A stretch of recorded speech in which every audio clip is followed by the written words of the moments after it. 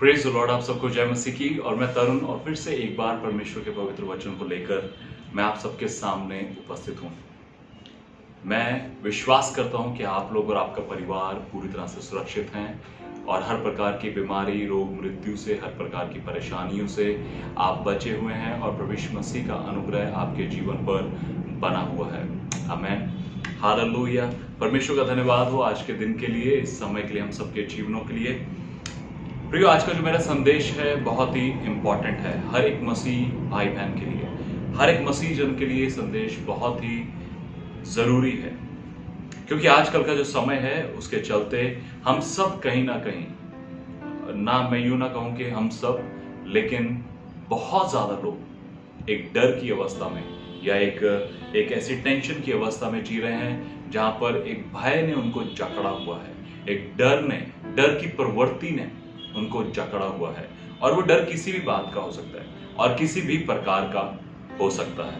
Okay, और आज का जो मेरा विषय है वो यही है कि परमेश्वर जो है वो डरपोक लोगों से नफरत करता है। परमेश्वर डरपोक लोगों को पसंद नहीं करता है।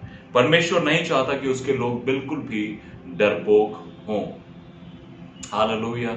या वो किसी भी बात से डरें या कमजोर हों या हारे हुए हों। परमेश्वर का वचन बताता है हमारा जो परमेश्वर है वो सेनाओं का यहोवा है। हालेलुया। और आप जानते हैं उसकी सेना कौन है, उसकी सेना में कौन है। उसकी सेना का जो हिस्सा है वो आप है। उसकी सेना में जो शामिल है, उसकी सेना में जो सैनिक है, जो योद्धा है, वो आप है। इसलिए कहा जाता है प्रेयर वॉरियर, प्रेयर प्रार्थना के योद्धा।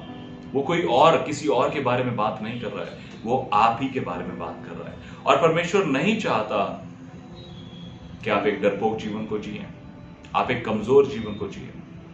हालेलुया। मैं चाहता हूं आप मेरे साथ परमेश्वर के वचन को देखिए। प्रकाशित वाक्य उसका 21वां अध्याय, उसका 8वां वचन देखिए क्या लिखा है वहां पर। यहां पर दूसरी मृत्यु के बारे में लिखा है, और दूसरी मृत्यु में कौन कौन से लोग शामिल होंगे लिखा है, परंतु डरपोकों। पहला ही जो शब्द है वो डरपोक लोगों के बारे में है। परंतु डरपोकों और अविश्वासियों और घिनौनों और हत्यारों और व्यभिचारियों और टोनों और मूर्ति पूजकों और सब झूठों का भाग उस झील में मिलेगा जो आग और गंधक से जलती रहती है। यह दूसरी मृत्यु है। यस, परमेश्वर नहीं चाहता प्रियो कि उसके लोग डरपोक किस्म के हों। परमेश्वर नहीं चाहता कि उसके लोगों के जीवन में एक डर की या एक भय की प्रवृत्ति हो।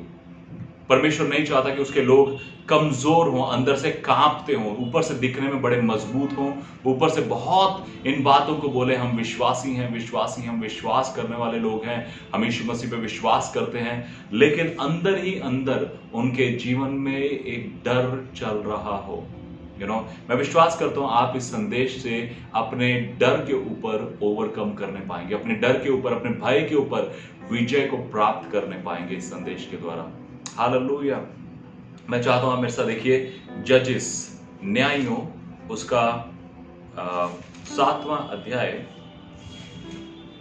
न्यायियों का 7वां अध्याय। यहां पर एक व्यक्ति के बारे में बात होते है जिसका नाम है गिदोन। गिदोन,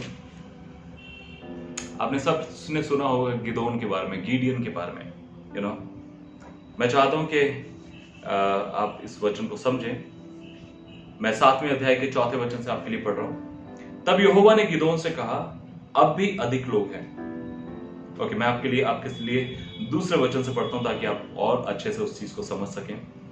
तब यहोवा ने गिदोन से कहा, जो लोग तेरे संग हैं वे इतने हैं कि मिद्यानियों को उनके हाथ नहीं कर सकता, नहीं तो इजराइल यह कहकर मेरे विरुद्ध बढ़ाई मारेंगे कि हम अपने ही भुजबल के द्वारा बचे। इसलिए तू जाकर लोगों में यह प्रचार करके सुना दे, जो कोई डर के मारे थरथराता हो वह गिलाद पहाड़ से लौटकर चला जाए। तब 22,000 लोग लौट गए और केवल 10,000 रह गए। जिस घड़ी परमेश्वर ने गिदोन को बोला कि तुम मिद्यानियों से जाके लड़ना, आप 6वां अध्याय पढ़ेंगे तो आप समझ पाएंगे। परमेश्वर ने बोला तू शूरवीर सूरमा है। परमेश्वर ने अपने स्वर्गदूत को भेजा और उसने कहा कि तू शूरवीर सूरमा है और क्योंकि जो गिदोन था वो एक बहुत ही छोटी जाति से, एक सबसे छोटे गोत्र बियामीन से आता था। वो नहीं सोच सकता था कि क्या मैं शूरवीर सूरमा हूं। वो इस बात को डाइजेस्ट नहीं कर पाया, वो इस बात को यूं कहूं कि सहन नहीं कर पाया, समझ नहीं पाया कि मेरे जैसा कमजोर व्यक्ति जो सबसे छोटे गोत्र से आता है, क्या मैं शूरवीर सूरमा हूं। आप में से बहुत सारे लोग अपने आप को अपनी पढ़ाई के चलते, अपने लुक्स के चलते, अपने रंग के चलते, अपने पहनावे के चलते, अपने शहर या अपने जगह के चलते, अपने काम और अपने व्यवसाय के चलते अपने आप को बहुत छोटा समझते हैं, बहुत कमजोर समझते हैं, बहुत मामूली समझते हैं। आपको लगता है कि हम उतने पैसे वाले नहीं हैं, दिखने में उतने अच्छे नहीं हैं, उतने वेल टू डू नहीं है, हमारे पास वैसी गाड़ी नहीं है, हम वैसी इंग्लिश नहीं बोल पाते, या वैसे कोट पैंट हमारे पास नहीं है, या उतना अच्छा पहनावा हमारे पास नहीं है। पास्टर ये हमारे बस की बात नहीं है, ये तो किसी और के। नहीं नहीं नहीं नहीं, सॉरी, मैं आपको बोलना चाहता हूं, आप जो इस संदेश को सुन रहे हैं, अगर आप 6वां अध्याय उसका 12वां वचन में देखेंगे तो वहां पर परमेश्वर के स्वर्गदूत ने आकर उसको बोला, हे शूरवीर सूरमा, यहोवा तेरे संग है। O mighty warrior, the Lord is with you. मैं आपको बोलना चाहता हूं, जितनी मेरी बहनें यहां पर इस संदेश को सुन रही हैं, you are the mighty woman of God. आप परमेश्वर की वो अभिषिक्त और सामर्थी जन हैं। आप वो स्त्री हैं जिसके द्वारा परमेश्वर अद्भुत कामों को करना चाहता है। और जितने भाई मुझे सुन रहे हैं, मैं आपको कहना चाहता हूं, you are the mighty warrior, you are the mighty man of God, you are the mighty person of God in the sight of God. परमेश्वर के दृष्टिकोण से आप बहुत ही सामर्थी हैं, बहुत ही अभिषिक्त हैं, बहुत ही चुने हुए और पवित्र जन है परमेश्वर के। हालेलुया। मैं आपको इनकरेज करना चाहता हूं प्रियो इस बात के लिए कि आप इस बात को समझ सकें कि आप कोई साधारण व्यक्ति नहीं है, आप कोई मामूली नहीं है। क्योंकि बियामीन के गोत्र से आने वाला गिदोन अपने आप के बारे में ऐसा ही सोच रहा था। आप में से बहुत से लोग, अरे भैया हम तो गांव से आते हैं, हम तो इतना पढ़े लिखे नहीं है, मैं 9वीं पास व्यक्ति हूं, सिर्फ 10वीं में था, स्कूल छोड़ दिया क्योंकि घर के हालात बहुत बुरे थे। हालेलुया। मैं आपको बोलना चाहता हूं, अगर परमेश्वर मुझ 9वीं पास को यूज कर सकता है तो परमेश्वर आपको तो कितना ज्यादा यूज कर सकता है। आपकी पढ़ाई से कोई मतलब नहीं किसी को। हालेलुया। जो अभिषेक आपके ऊपर है वो सामर्थी है। हालेलुया। जो कॉलिंग आपके ऊपर है वो सामर्थी है। जो आपके अंदर मसीह यीशु है वो सामर्थी है। पहला यूहन्ना उसका 4वां अध्याय उसका 4वां वचन कहता है, जो तुम में है वो उससे जो संसार में अधिक सामर्थी है। आपके अंदर सामर्थी है प्रियो, इसलिए आपको डरने की जरूरत नहीं। लेकिन गिदोन इस बात को कहता है कि क्या मैं इस योग्य हूं? मैं तो इस गोत्र का सबसे छोटा व्यक्ति हूं, हमारा गोत्र ही सब सारे इजराइल में सबसे छोटा है। लेकिन परमेश्वर का दृष्टिकोण उसके लिए यह है कि नहीं, तू एक शूरवीर सूरमा है, you are a mighty warrior. और परमेश्वर उसको बोलता है कि जाके मिधानियों से युद्ध करना है। लेकिन उससे पहले वो परमेश्वर की परीक्षा करता है 2 बार। वो परमेश्वर को बोलता है कि प्रभु एक बार मुझे इस बात को देखने दे कि अगर सच में तूने मुझे चुना है तो ऐसा होने पाए कि मैं एक रुई का टुकड़ा बाहर रखूं और ओस उसी के ऊपर गिरे, बाकी सब जगह सूखी रहे। अगले दिन सुबह वैसा ही होता है। फिर वो कहता है मैं एक बार और इस चीज को देखना चाहता हूं कि मैं रुई का टुकड़ा बाहर रखूं और जो ओस है वो सिर्फ चारों ओर गिरे, लेकिन वो रुई के टुकड़े पर ना गिरे। और अगले दिन वैसा ही होता है और उसको कंफर्मेशन हो जाती है कि अब मुझे परमेश्वर ने अपने नाम के लिए, अपने काम के लिए बुला लिया है। हालेलुया। और वो परमेश्वर की सेवा के लिए चल पड़ता है, मिधानियों से युद्ध करने के लिए चल पड़ता है। लेकिन मैं आपको बताना चाहता हूं, जब वो युद्ध करने के लिए जाता है तो उसके पास तकरीबन 32,000 लोग होते हैं। 32,000, उसके पास 32,000 लोग होते हैं। और परमेश्वर उससे बोलता है कि ये लोग बहुत ज्यादा है लड़ने के लिए, तू एक काम कर, तू इसमें से उन लोगों को निकाल दे जो डरपोक किस्म के हैं। क्योंकि आप जानते हैं डरपोक लोग जो हैं वो दूसरे बहादुरों को भी डरपोक बना देते हैं। डरपोक व्यक्ति जो होगा वो दूसरों के भी जीवन में भय को ले आएगा। ऐसे लोगों के साथ संगति मत करें जिनका विश्वास कमजोर है, उनको इनकरेज करें, लेकिन उनकी बातों में, उनकी चुगलियों में, उनके साथ फेलोशिप में इस प्रकार से मत रह जाएं कि आपका विश्वास भी कमजोर हो जाए। जो लोग डरते हैं उनको इनकरेज जरूर करें, लेकिन उनकी बातों को अपने कानों से झाड़ दें, क्योंकि उनका भय आपके जीवन में आ जाएगा और आप भी भय में जीने लगेंगे। आपको याद होगा जिस घड़ी मूसा ने 12 लोगों को कनान के बारे में भेद लेने के लिए भेजा, वहां से जब 10 लोग वापस आए तो 10 लोगों की रिपोर्ट थी वो जगह बिल्कुल अच्छी नहीं है ना, वहां पे अनाक वंशी रहते हैं, वो हमको मार देंगे, हम उनके सामने बड़े कीड़े मकोड़ों के समान है। लेकिन 2 लोग यहोशू और कालेब, इन दोनों ने सही रिपोर्ट दी कि नहीं, वो हमारे सामने एक रोटी के समान ठहरेंगे, हमें जाना चाहिए। प्रियो, मैं आपको इंकरेज करूंगा कि आप अपनी संगति को देखिए, आप अपनी फेलोशिप को देखिए कि आप कैसे लोगों के साथ फेलोशिप कर रहे हैं, कैसे लोगों के साथ आपकी संगति है, कैसे लोगों के साथ आप उठते और बैठते हैं। क्या वो भय में रहने वाले लोग हैं? अगर वो भय में रहने वाले लोग हैं तो बेहतर है कि आप उनसे अलग हो जाएं। अगर वो कम विश्वास वाले लोग हैं, बेहतर है कि आप उनसे अलग हो जाएं। और परमेश्वर ने जो जितने भी लोग थे उनमें से 22,000 लोगों को निकाल दिया, अब रह गए 10,000। हालेलुया। देखिए लिखा है 3 वचन के बी पार्ट में, तब 22,000 लोग लौट गए और केवल 10,000 रह गए। 4था वचन, फिर यहोवा ने गिदोन से कहा, अब भी लोग अधिक हैं, 10,000 लोग हैं, फिर भी ज्यादा हैं, उन्हें सोते के पास नीचे ले चल, वहां मैं उन्हें तेरे लिए परखूंगा, और जिस जिसके विषय में मैं तुझसे कहूं यह तेरे संग चले, वह तो तेरे संग चले, और जिस जिसके विषय में मैं कहूं कि यह तेरे संग ना जाए, वह तेरे संग ना जाए। प्रिय, मैं आपको सच बताऊं, कभी कभी परमेश्वर हमारे दोस्तों से, हमारे रिश्तेदारों से, हमारी कलीसिया में, हमारे पहचान के लोगों से हमें अलग कर देता है। परमेश्वर कहते हैं, मैं जिस जिस को कहूं कि तेरे संग चले, आगे बढ़े, वही उन्हीं को लेकर चलना। बस उनसे ज्यादा लोगों को आगे अपने साथ लेकर मत चलना, क्योंकि इनकी वजह से तेरा विश्वास कमजोर होगा, तू कमजोर पड़ जाएगा, तू हताश हो जाएगा, तू निराश हो जाएगा। हो सकता है आपके जीवन में ऐसे बहुत से लोग हों जो अभी आपको लगते हो बड़े मजबूत हैं, लेकिन परमेश्वर उनसे पिछले दिनों में हमारे साथ ऐसा हुआ। परमेश्वर ने कुछ लोगों को हमसे अलग किया और हमें उनसे अलग किया एक्चुअल में, और ये बहुत अच्छी बात है। हम इससे बिल्कुल भी निराश नहीं हुए, क्योंकि परमेश्वर नहीं चाहता कि डरपोक या कमजोर या आगे आने वाले समय में जो आपके लिए ठोकर का कारण बन सकते हैं, वो आगे आपके साथ चले।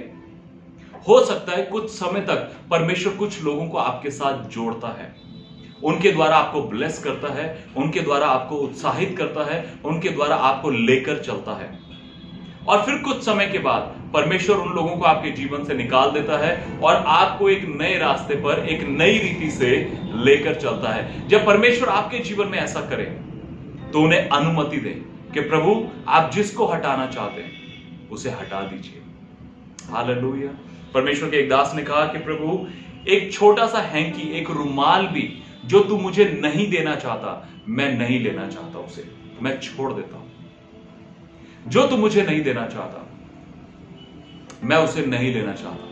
अगर आप एक पासवान हैं और आप मुझे इस संदेश को सुन रहे हैं, आप इस बात को याद रखिए कि अगर परमेश्वर आपको किसी के द्वारा ब्लेस नहीं करना चाहता तो परमेश्वर को अलाउ करिए कि प्रभु ठीक है, उसके द्वारा अगर तू मुझे ब्लेस नहीं करना चाहता, ठीक है, कोई टेंशन नहीं है, क्योंकि हम नहीं जानते कि उसका पैसा कहां से आ रहा है, वो किस तरह से आपको प्रोवाइड कर रहा है, और कहीं हमारा भरोसा उस पर तो नहीं हो गया है।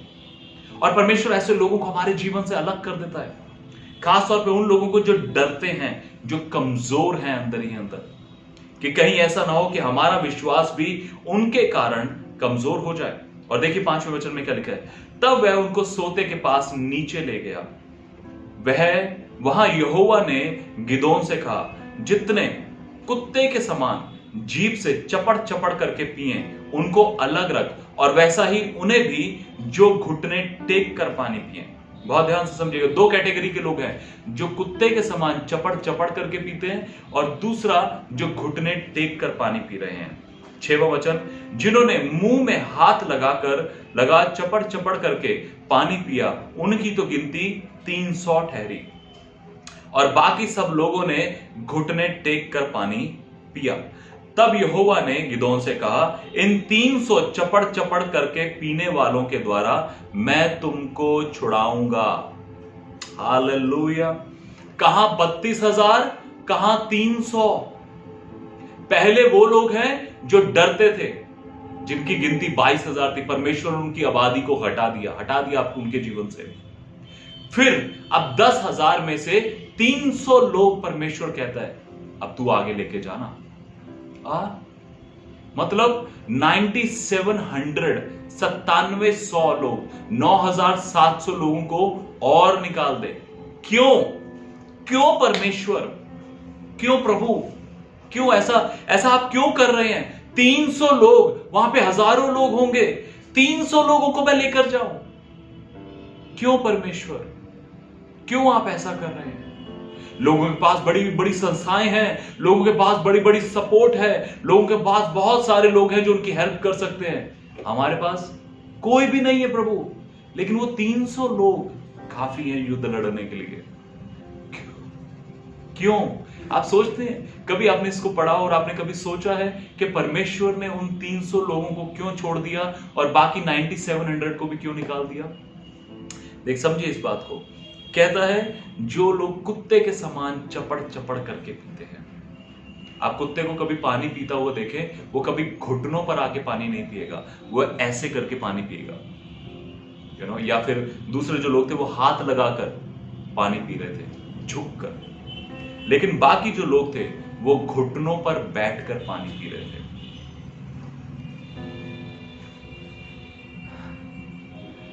एक व्यक्ति जो पानी के लिए घुटने टेक दे, जो पानी के लिए हार मान जाए।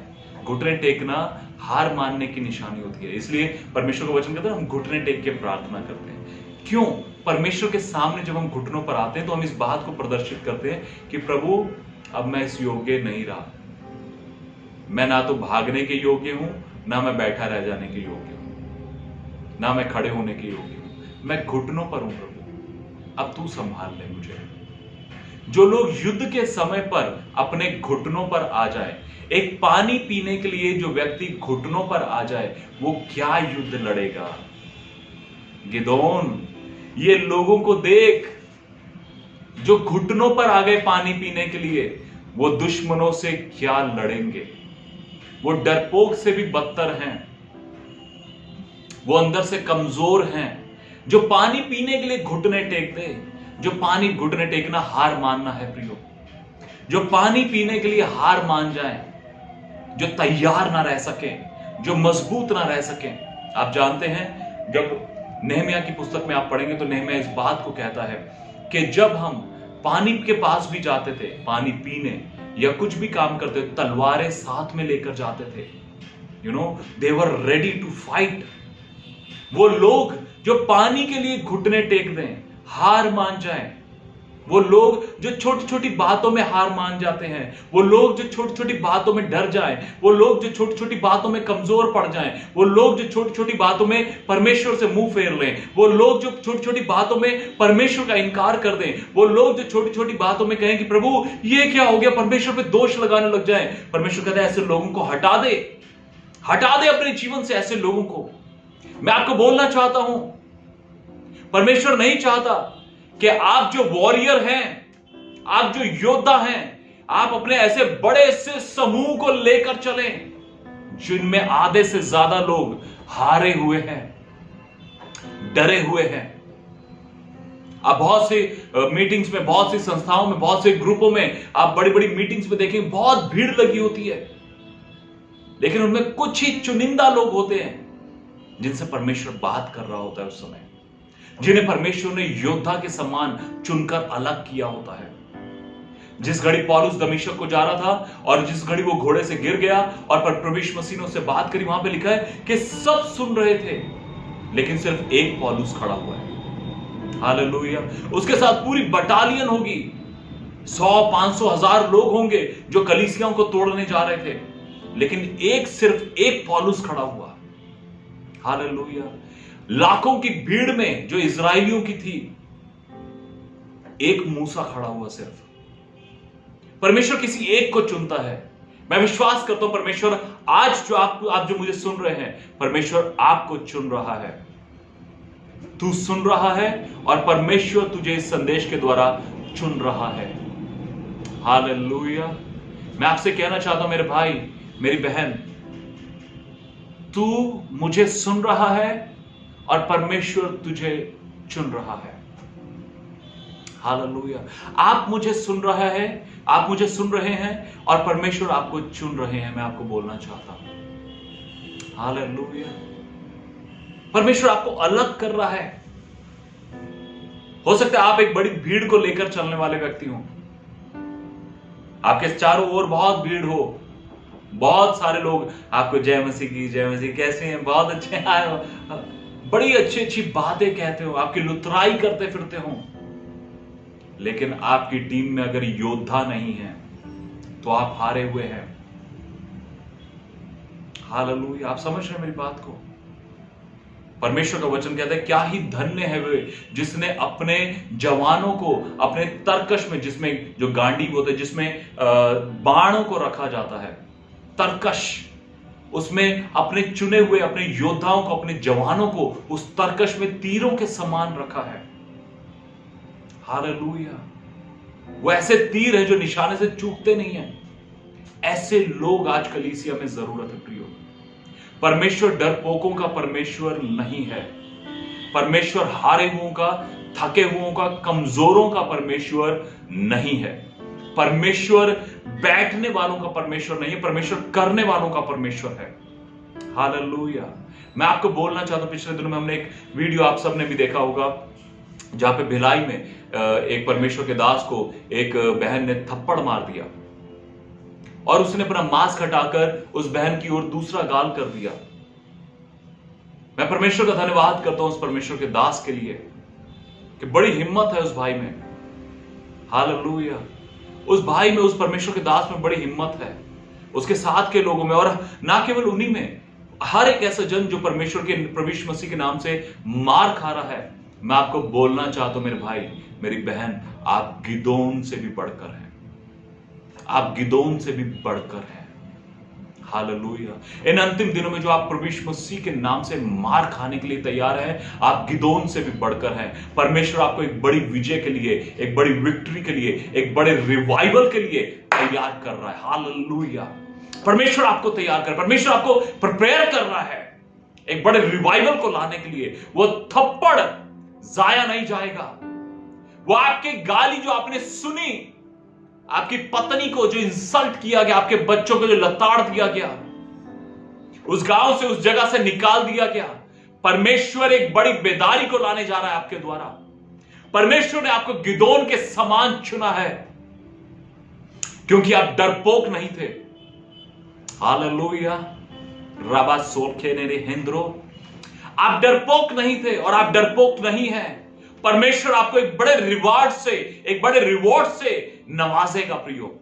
मैं आपको बोलना चाहता हूं, परमेश्वर आपको एक बड़ा प्रतिफल देगा इस बात का, क्योंकि आपने यीशु के लिए थप्पड़ खाया है, आपने यीशु के लिए मार खाई है, गालियां सुनी हैं। पिछले दिनों एक भाई ने मेरे संदेश पर बड़ी भद्दी सी गाली लिख दी और मुझे लिखा कि अरे तू तो तरुण जोशी है और ब्राह्मण तेरा नाम है। मैंने कहा वाह, बड़ी अच्छी बात है। तू गाली देकर मुझे ये बता रहा है कि मैं ब्राह्मण हूं। कौन सा धर्म या कौन सी जाति इस बात को पुख्ता रूप से बताती है कि हमें गाली देकर किसी को बताएं कि तेरी जात क्या है, तेरा धर्म क्या है। मैं ऐसा ईसाई अच्छा हूं जो गाली नहीं देता। मुझे कोई और धर्म या कुछ अपनाने की जरूरत नहीं जहां पर मैं गालियां दूं और नशे करूं और व्यभिचार करूं, लोगों को मारता फिरूं और कलीसियाओं को तोड़ता फिरूं। नहीं, मैं ऐसा ईसाई अच्छा हूं। प्रिय, मैं आपसे कहना चाहता हूं, परमेश्वर के लोग डरपोक नहीं हैं, परमेश्वर के लोग दीन हैं। आप थप्पड़ भी मारेंगे तो वो आपके लिए प्रार्थना ही करेंगे। वो आपको पलटकर गाली नहीं देंगे, वो आपको पलटकर मारेंगे नहीं, वो आपके लिए बस प्रार्थना ही कर देंगे। और हम इतना विश्वास करते हैं कि हमारी प्रार्थना हमारा परमेश्वर जो स्वर्ग में है सुन रहा है। और हम इस बात का भी विश्वास करते हैं कि वो जो सुन रहा है वो आपसे बहुत जल्दी बात करेगा। हालेलुया। और जब वो बात करेगा तो आप ना नहीं कर पाएंगे। आमीन। आप जानते दाऊद कमजोर नहीं था। वो एक बच्चा जरूर था, लेकिन वो कमजोर नहीं था, वो डरपोक नहीं था। जिस घड़ी गोलियत उसके सामने आया वो कांप नहीं रहा था, वो डरपोक नहीं था, वो डर नहीं रहा था, वो हाय तौबा नहीं मचा रहा था, अरे मेरे को बच्चे को कहां फंसा दिया। नहीं नहीं नहीं नहीं, नहीं। वो दौड़ा उसकी ओर कि उसका सामना करे। वो उसकी ओर दौड़ कर गया और वो एक पत्थर मारा और गोलियत को जमीन पर गिरा दिया। हालेलुया। जिस घड़ी प्रभु यीशु मसीह के सामने लोग आए, यूहन्ना 18 अध्याय में उन्होंने पूछा, प्रभु यीशु मसीह ने पूछा, तुम किसको ढूंढ रहे हो? उन्होंने कहा, यीशु नासरी को। प्रभु यीशु मसीह ने कहा, मैं हूं। इतना बोलते ही जो यीशु मसीह को पकड़ने के लिए आए थे वो जमीन पर गिर गए। मैं यीशु मसीह के नाम से बोलता हूं, मेरा हर एक विश्वासी भाई बहन जो प्रभु यीशु मसीह पे विश्वास करता है, आपके जीवन में, आपके परिवार में ऐसी सामर्थ और ऐसा अभिषेक, ऐसी अनॉइंटिंग, ऐसी परमेश्वर की पावर बह निकले आपके जीवन के द्वारा कि जब आपके विरोधी आपका सामना करने को आए वो आपके सामने खड़े ना रह सकें। मैं लूका 21:15 को आपके ऊपर डिक्लेयर करता हूं कि परमेश्वर ऐसा आपको बोल और ऐसी बुद्धि, ऐसी समझ, ऐसा ज्ञान दे कि आपके विरोधी आपका खंडन ना कर सके। जब लोग आपके खिलाफ आए और आप जब उनसे बात करें, आपके शब्दों से लोग धराशायी हो जाएं। हमको मारने की, हाथ उठाने की जरूरत ना पड़े, लेकिन आपकी उपस्थिति से, इतना कहने से, वो मैं हूं, the great I am, in the name of Jesus, यीशु मसीह नासरी आपके जीवन से प्रकट हो और शैतान के गढ़ ढाए जाएं। हालेलुया। प्रिय, मैं आपसे बोलना चाहता हूं, परमेश्वर ने आपको ऐसे ही अद्भुत कामों के लिए चुना है। परमेश्वर ने आपको ऐसे ही अद्भुत कार्यों के लिए बुलाया है कि आपके जीवन के द्वारा मिधानी, पलिश्ती, हर एक वो विरोधी जो परमेश्वर के राज्य का विरोधी है, उसके गढ़ ढाए जाए। हर एक वो यरीहो गिराई जाए, हर एक वो अमोनी भाग जाए आपके सामने से, हर एक वो मिधानी नाश हो जाए आपके नाम सामने से। हालेलुया। लेकिन आप कमजोर ना हो, आप डरपोक ना हो, आप ना हार माने, आप मजबूती से खड़े रह जाएं परमेश्वर के राज्य के लिए। आप उनका सिर्फ सामना करें, आप उन पर हाथ ना उठाएं, आप उनको कोई गाली गलौज ना करें, कोई शब्द ना बोलें, परमेश्वर को मौका दें। आप जानते हैं, जब हिजकिय्याह के लोगों के सामने रबशाके और अशूर के राजा ने सामना करने को आया, तो रबशाके ने एक बड़ी पत्री लिखकर परमेश्वर के लोगों के सामने रख दी कि ये मैं तुम्हारे को बोलना चाहता हूं। और वो यहूदी भाषा में बोलने लगा। वहां पर 3 लोग थे, परमेश्वर जो फाटक के ऊपर 3 लोग थे। जब आप 36, 37 और 38 चैप्टर को पढ़ेंगे, यशायाह के 36, 37 और 38 चैप्टर को आप पढ़ पाएंगे इस बात को। उन 3 लोगों ने बोला, उन 3 लोगों को हिजकिय्याह ने बोला था कि उसको कोई जवाब मत देना, चुप रहना उसके सामने। और वो चुप रह गए उसके सामने। वो बोलता रहा, बड़ी निंदा की बातें बोलता रहा, वो चुप रह गए। लेकिन उन्होंने वो सारी बातें परमेश्वर को कह सुनाई कि ऐसा ऐसा बोल रहा है प्रभु। वो परमेश्वर कहता कोई बात नहीं। परमेश्वर ने उसी समय यशायाह नबी के द्वारा उत्तर दिया उन्हें, और एक ही रात में 1,85,000 सैनिकों को मार दिया। हमारी चुप्पी हमारा हथियार है। Hallelujah. Our silence is our greatest weapon. याद रखिए, डरपोक मत बनिए। परमेश्वर ने आपको डरपोक बनने के लिए नहीं, बहादुर बने रहने के लिए, वो सेना में योद्धा बने रहने के लिए बुलाया है। हालेलुया।